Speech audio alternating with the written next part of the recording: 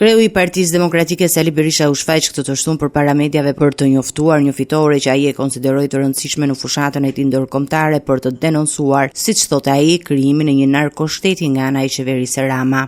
Dje në Washington, në forumin e Bashkimit Demokrat Ndërkombëtar, forum që bashkon rreth 80 parti politike të djathta dhe qendrës së djathtë, por që de facto udhëhiqet nga Partia Republikane e Shteteve të Bashkuara, që përfshin Unionin Bashkimit Demokrat Kristian të Gjermanisë dhe të gjitha forcat politike të Partinë Konservatore të Britanisë dhe forcat tjera politike të qendrës djathtë dhe djathta në Europë dhe në botë, kanë votuar në unanimitet të plot, me mbështetje të plot, pa asnjë vretje, rezolutën kushtetuar Shqipërisë.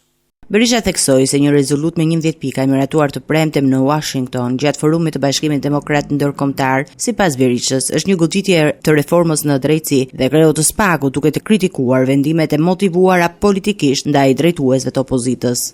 Këto rezoluta nxjerrin në dritën e diellit keqpërdorimin e drejtësisë dhe reformës së drejtësisë në narkoregjimi, dëshmojnë se Altin Dumani nuk është gjë tjetër veç se një Altin Troprin, apo poja i skapit, që një verbridh dhe fanatizëm politik sulmon me tërbim pluralizmin politik në Shqipëri. Berisha ju përgjigj gjithashtu pyetjeve mbi zhvillimet brenda Partisë Demokratike duke konfirmuar se do të pranojë propozimet për ndarjen e funksioneve drejtuese në parti, një proces që sipas tij do të realizohet me vullnetin e demokratëve. Ka mendime, e them këtu, të qarta, që në Partinë Demokratike do të ndahen funksione. Dhe kjo do ndodhë, por të gjitha këto do bëhen me vullnetin e antarësisë Partisë Demokratike, me vullnetin e demokratëve.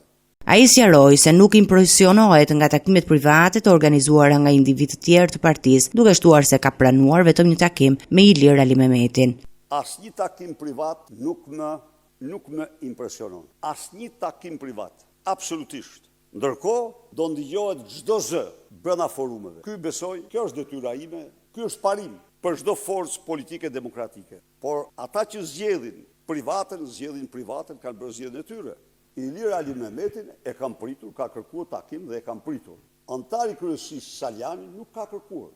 Një platformë nuk ka sjell, kemi bërë një bisedë dhe pak a shumë i kam thënë këto që po ju them ju. Gjithashtu, Berisha rikujtoi se analiza mbi rezultatet e zgjedhjeve të 11 majit nuk do të bëhej përpara daljes së raportit të Odirit, duke theksuar se një gjë e tillë mund të dëmtonte kauzën e opozitës për të faktuar manipulimin e zgjedhjeve. Ai nënvizoi se qëllimi është të ruhet uniteti i demokratëve dhe të ndërgjegjësohet Bashkia Ndërkombëtare për situatën politike dhe ligjore në Shqipëri.